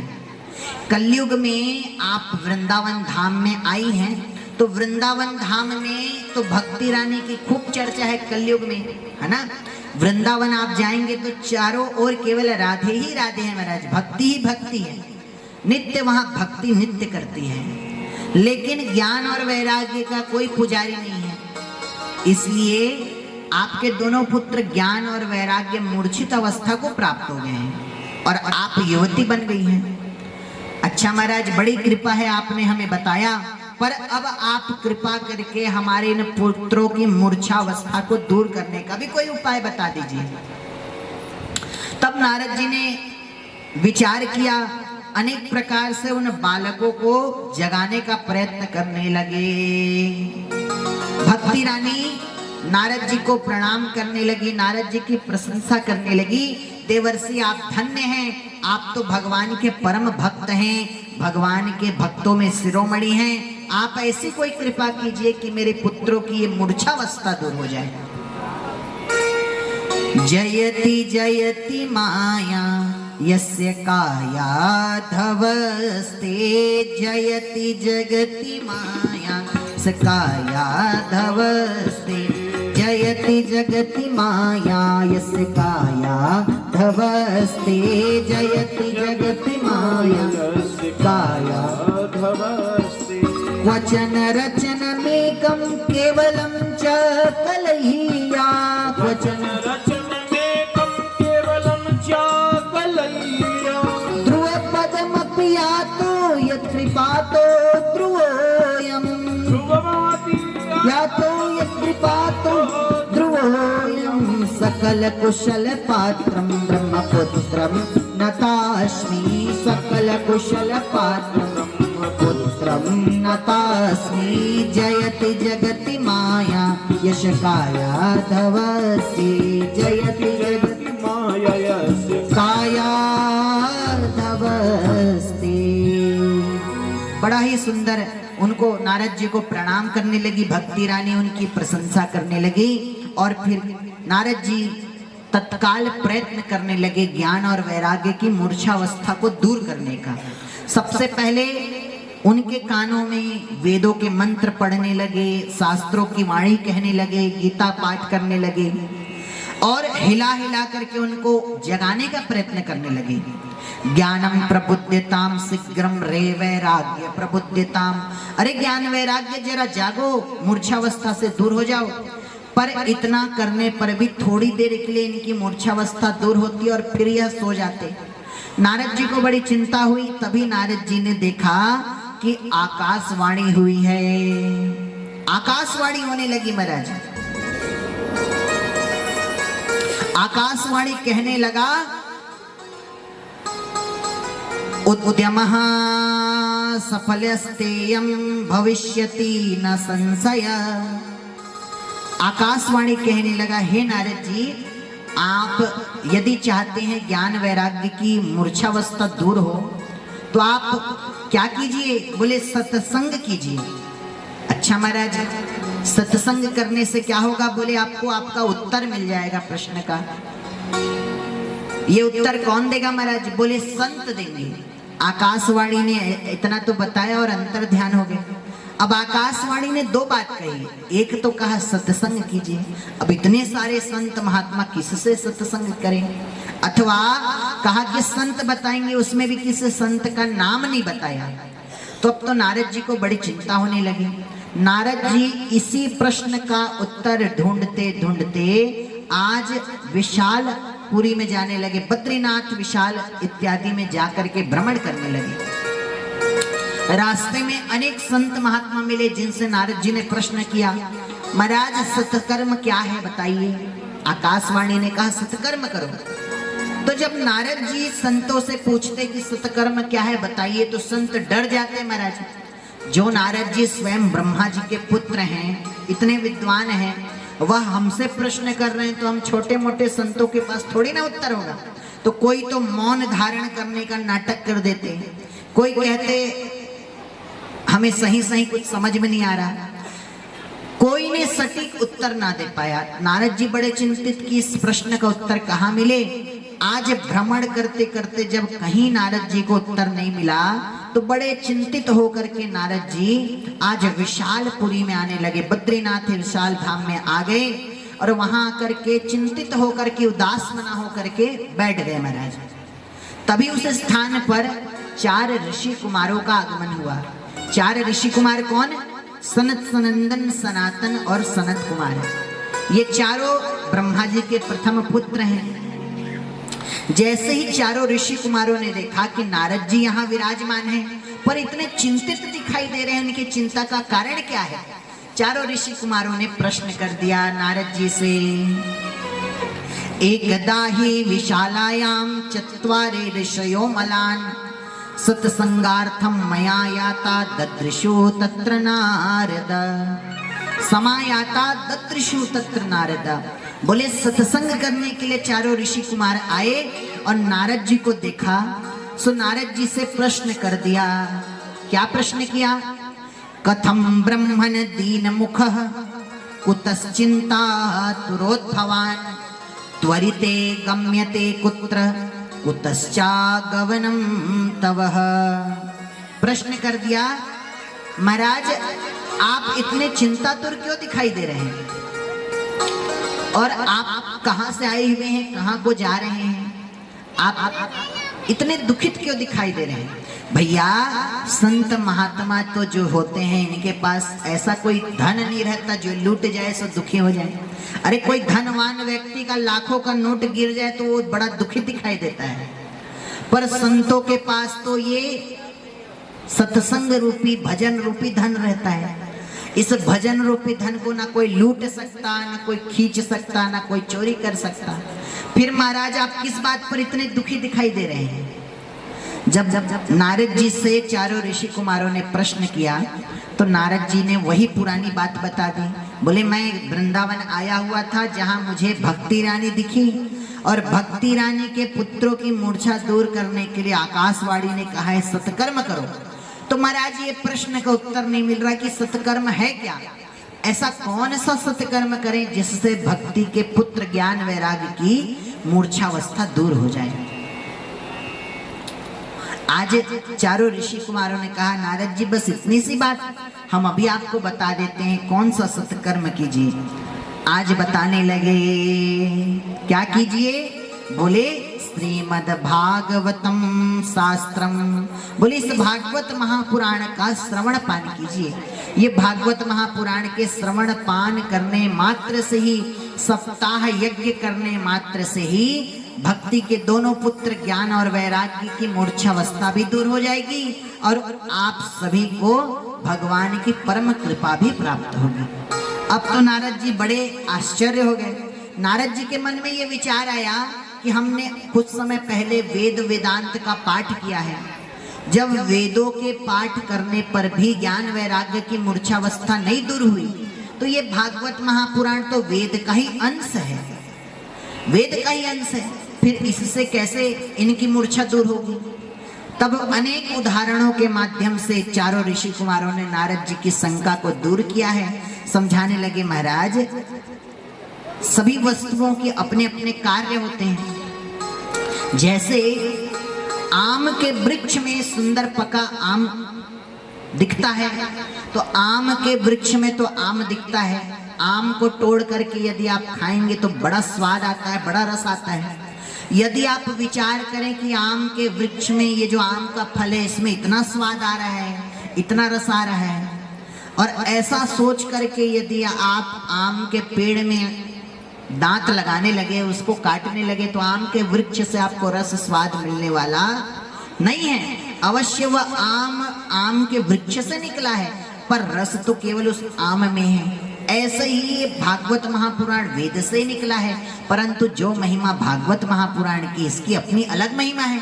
मुक्ति दाने न गर्जती, ये अभय दान करने की, मुक्ति दान करने की गर्जना करता है। जैसे माताओं आप घी से सुंदर दीपक जलाते हैं, अब यदि आपके पास घी खत्म हो जाए और आप विचार करें घी तो दूध से ही निकला है ना, दूध से ही बाद में दही बनता है, दही से मक्खन, मक्खन से घी बनता है।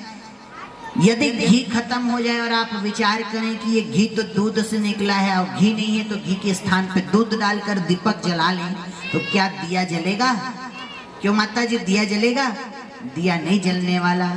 यदि गरम गरम थोड़ी निकालनी है और घी खत्म हो गया, और तो घी के स्थान पर यदि आप दूध डाल करके पूड़ी निकालेंगे तो पूड़ी निकलने वाला नहीं है। इसलिए सभी वस्तुओं की अपनी अपनी महिमा है। उसी प्रकार भागवत महापुराण के श्रवण मात्र से जन्म के, मृत्यु के, संसार के सभी प्रकार के दुख का नाश हो जाता है और मुक्ति की प्राप्ति हो जाती है। इसलिए इसकी अपनी अलग महिमा है।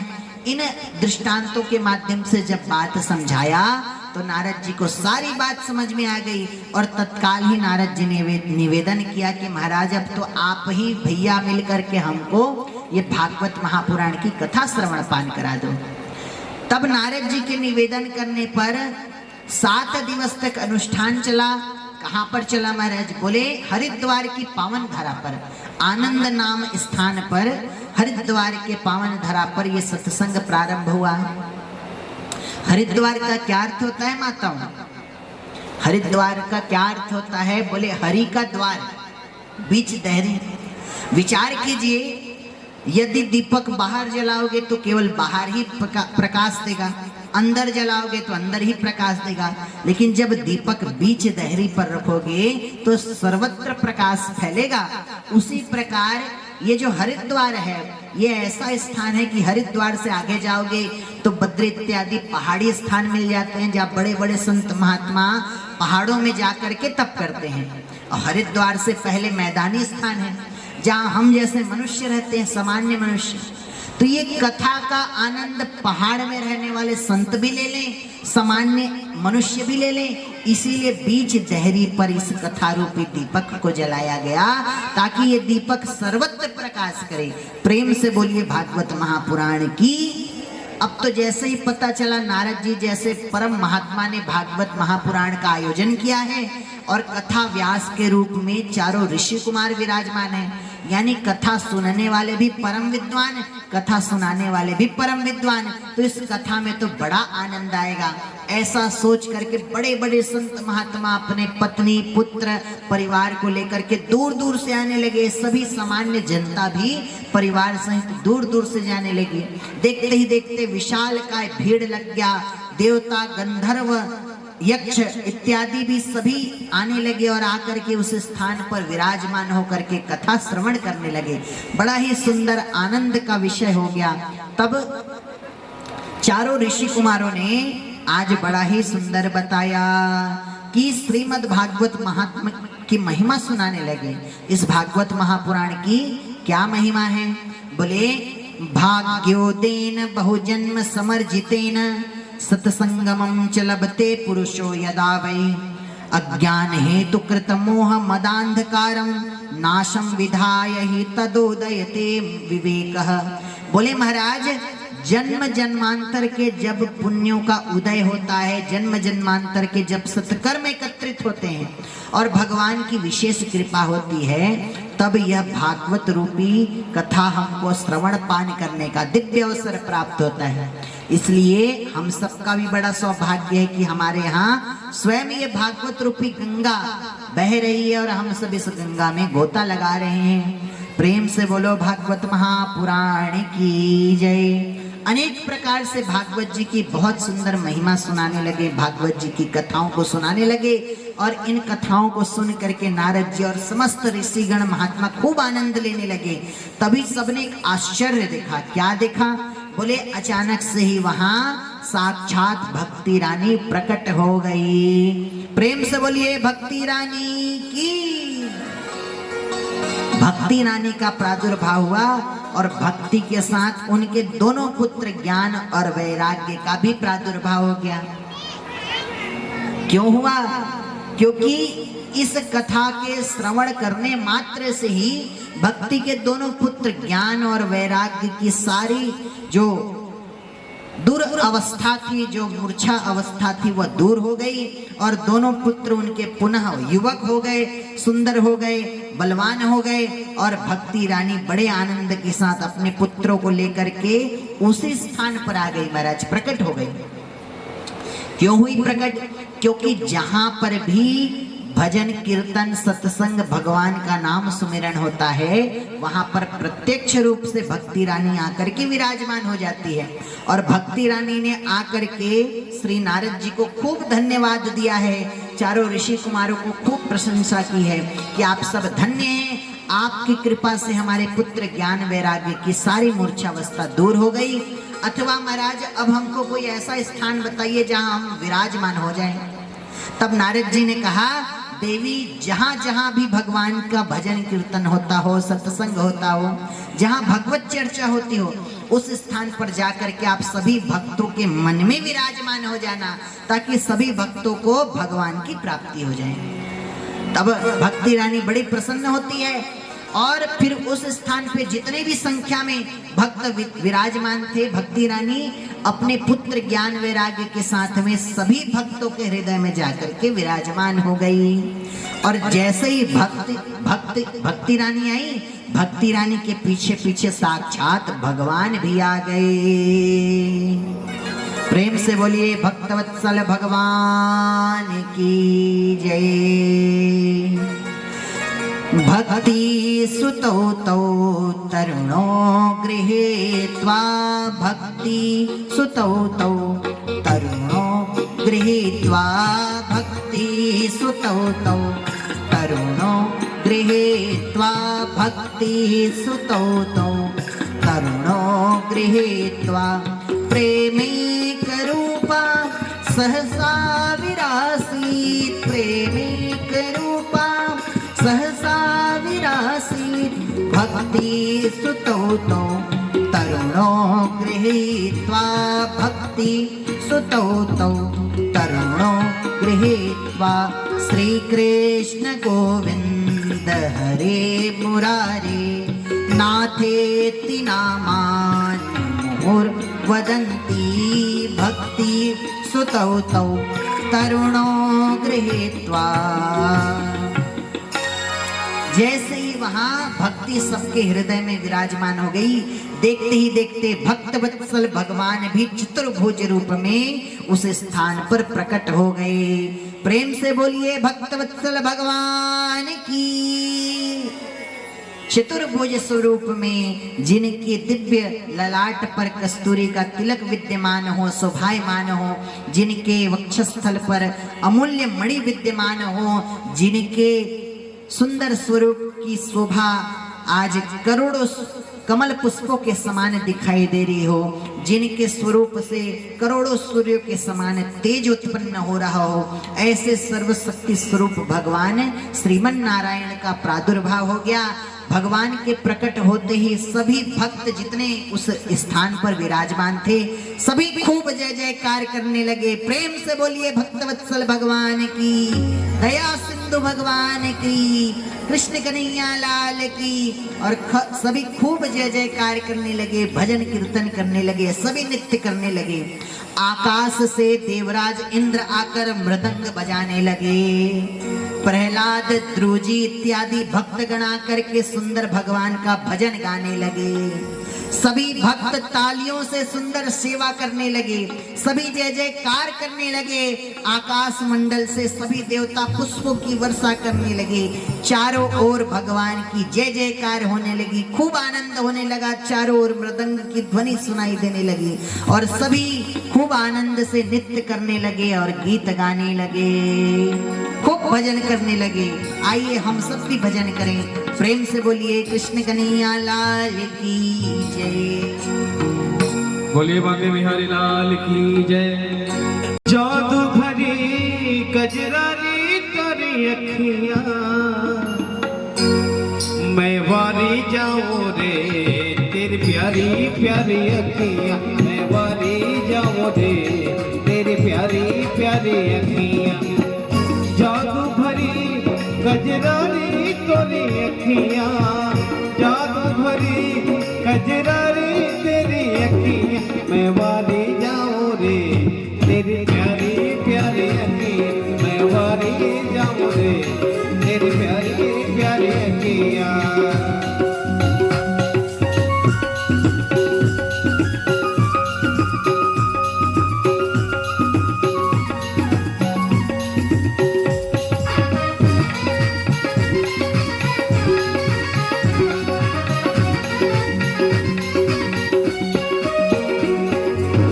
लट घुंघराली कांवर कारी, सुंदर रूप सलोना, आंखों ने हम पर कर डाला कैसे जादू टोना।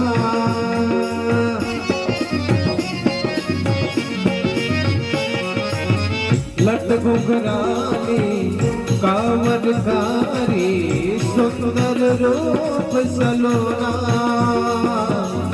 आंखों ने हम पर कर डाला कैसे जादू टोना।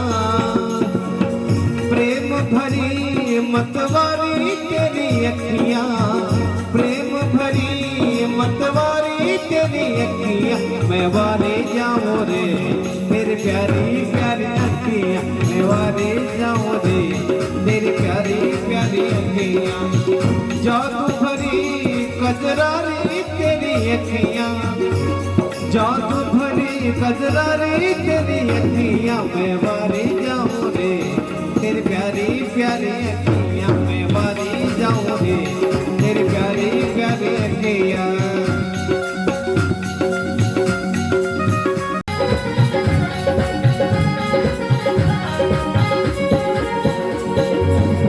तेरा चेहरा कहने मुझको भगवान भी नहीं है, कृपा मई कजरारी तोरी अखियां, मैं वारी जाऊं तेरी प्यारी प्यारी अखियां। राधा रमण कजरे तेरी प्यारी प्यारी अखियां, मैं वारी जाऊं तेरी प्यारी प्यारी अखियां। काम करते चलो नाम जपते चलो, काम करते चलो नाम जपते चलो, हर एक गम मिटाते चलो जिंदगी के।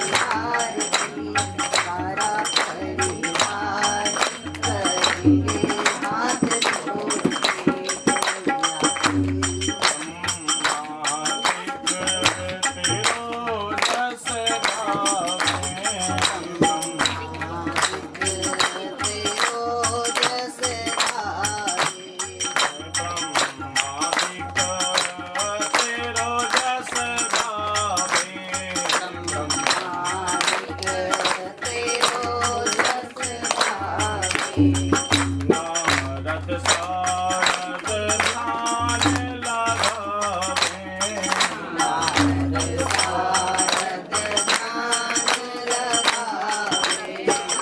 और करेंगे जय जयकार श्यामा प्यारे और करेंगे और करेंगे जय जयकार करेंगे कर जोर के आरती कन्हैया तेरी आरती सारा परिवार करेंगे हाथ जोड़ के श्यामा तेरी आरती कन्हैया तेरी आरती सारा परिवार करेंगे हाथ जोड़ के मैं दीनन दुखिया भारी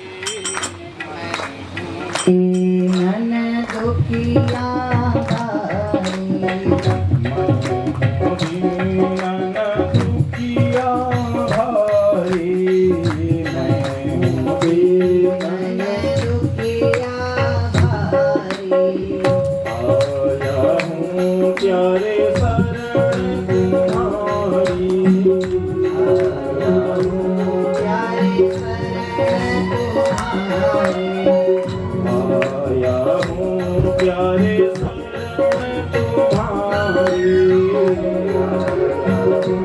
प्यारे शरण तुम्हारे रखियो लाज हमार श्यामा प्यारे रतियो नाच हमार श्यामा प्यारे रखियो लाज हमार करेंगे कर जोड़ के श्यामा तेरी कन्हैया तेरी आरती सारा संसार करेगा हाथ जोड़ के सारा संसार करेगा हाथ जोड़ के बोली परिवार करेगा हाथ जोड़ के परिवार करेगा हाथ जोड़ के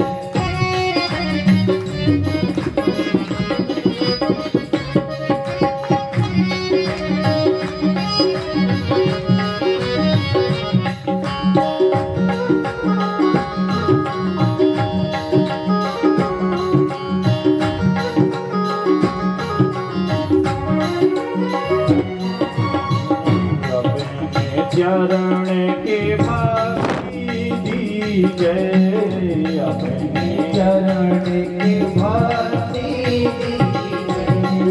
अपने शरण में मोहि रख लीजिए अपने शरण में मोहि रख लीजिए बाण सुयस अपार श्यामा प्यारे बाण सुयस अपार श्यामा प्यारे बाण सुयस अपार करेंगे कर जोड़ के श्यामा तेरी आरती कन्हैया तेरी आरती सारा संसार करेगा हाथ जोड़ श्यामा तेरी आरती कन्हैया तेरी आरती सारा संसार करेगा हाथ जोड़ के तेरा भाव सहित जो आरती गावे भाव सहित जो आरती गावे भाव सहित जो आरती गावे राधा माधव के फल पावे राधा माधव के फल पावे तारो भव सागर पार श्यामा प्यारे करो भव सागर प्यार श्यामा प्यारे करो भव सागर पार करेंगे कर जोड़ के श्यामा तेरी आरती कन्हैया तेरी आरती सारा परिवार करेगा कर जोड़ के। श्यामा तेरी आरती कन्हैया तेरी आरती संभोले परिवार करेगा हाथ जोड़ के। सारा संसार करेगा हाथ जोड़ के। सारा संसार करेगा हाथ जोड़ के। हर भक्त गौरव करुणावतारम संसार सारम भजगेन्द्रहं सदा वसन्तं हृदयारविन्दे भवं भवानी सहितं नमामि। त्वमेव बन्धो सदा त्वमेव विद्यादेवं त्वमेव सर्वं मम देवदेवं। सारमाला गुलिकालकायै कपालमालां दिक्षेकरायै दिगम्बरायै दिगम्बराय नमः शिवाय नमः शिवाय। अच्युतं केशवं रामनारायणं कृष्णदामोदरं वासुदेवं हरिं श्रीधरं माधवं गोपिकावल्लभं श्रीधरं माधवं गोपिकावल्लभं श्रीधरं माधवं गोपिकावल्लभं जानकीनायकं रामचन्द्रं भजे जानकीनायकं रामचन्द्रं भजे। हरे राम राम राम हरे हरे। हरे कृष्णा कृष्ण कृष्णा हरे हरे। हरे राम राम राम हरे हरे। हरे कृष्णा कृष्ण कृष्ण हरे हरे। हरे राम राम राम हरे राम राम राम हरे राम राम राम हरे हरे हरे। हरे कृष्ण कृष्ण हरे कृष्ण कृष्ण हरे कृष्ण कृष्ण हरे हरे। हरे राम राम राम हरे हरे। हरे राम राम राम हरे हरे। हरे कृष्ण कृष्ण हरे हरे। हरे राम राम हरे हरे। हरे कृष्ण कृष्ण हरे हरे। नमः शिवाय नमः शिवाय। हरे हरे भोले नमः शिवाय। नमः शिवाय ओम नमः शिवाय। हरे हरे बोले नमः शिवाय। नमः शिवाय नमः शिवाय। हरे हरे भोले नमः शिवाय। नमः शिवाय ओम नमः शिवाय। हरे हरे बोले नमः शिवाय। सबके संकट दूर करिए बरसाने वाली बजाओ।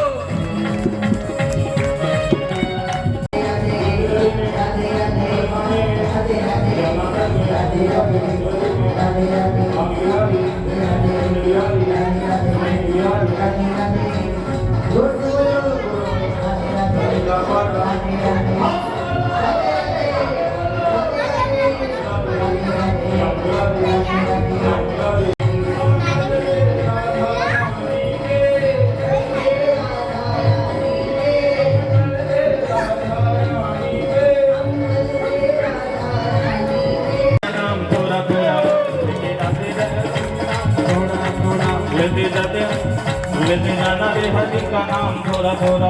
लेते जाना रे हरि का नाम थोड़ा थोड़ा। खट खट बंसी वाले गोकुल के राजा मेरी तरस गई अब तो नक नक बंसी वाले गोकुल के राजा मेरी अखियाँ तरस गई अब तो आजा। तांडव करने वाले मोरवत के राजा मेरी अखियाँ तरस रही अब तो आजा। तांडव करने वाले गोकुल के राजा मेरी अखियाँ बरस रही अब तो आजा। श्री भागवत प्रादयात हरि ओम। गणाम्बिकाय सवाहनाय चरण कमलेभ्यो श्रद्धा भक्ति समन्वित बंधु पुष्पांजलि। जय हो श्री भागवत भगवान की जय हो। श्री यज्ञ नारायण भगवान की जय हो अनंत बलवंत हनुमंत लाल जी महाराज की जय हो। जयकारा सदा जोरदार ही बोलना चाहिए। जय बोलने से स्वयं का जय करते हैं भगवान और पूजा की कथा के अनुष्ठान भाव करते हैं। तो जय लास्ट में बोलने से जैसे ऊंचे को तेज बोलना पड़ता है, उसका क्रोध शांत हो जाता है ना। उसी प्रकार हमारे जितने आता है तो उसी प्रकार हाथ भी उठाना चाहिए। धर्म की अधर्म का प्राणियों में सत्य सनातन धर्म के बस्ती ग्राम की करैया पारा धाम की रतनपुर महामाया वारी की भागवत भगवान की कंबोली परिवार की भक्तर भगवान की जय हो। जय जय श्री सीताराम जय। अटल छत्र दरबार की जय, सांचे दरबार की जय। भाई मोरी सुजिया रतनपुर महामाया वाली तेरी सदा ही जय हो। इसी प्रकार मेरी शरण में आओ तो सभी को नियम पूर्वक साथ दे।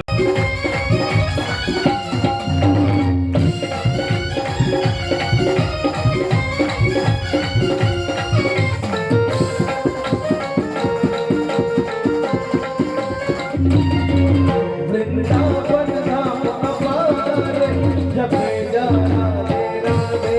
वृंदावन धाम अपार जपे जा राधे राधे।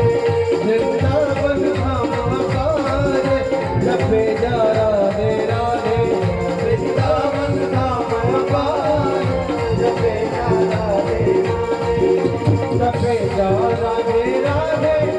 जपे जा राधे राधे। जपे जा राधे राधे। जपे जा राधे राधे। वृंदावन जय हो, वृंदावन जय हो। वृंदावन धाम अपार जपे जा राधे राधे। वृंदावन धाम अपार जपे जा राधे राधे। हाथ उठा के तालियां बजाते हुए देखो जिसने बजाई है ताल उसके खुल गए हैं फल, वो हो गया है माला माल और भगवान उसे कर देंगे निहाल। तो ताल और डाल दोनों की सेवा करती है।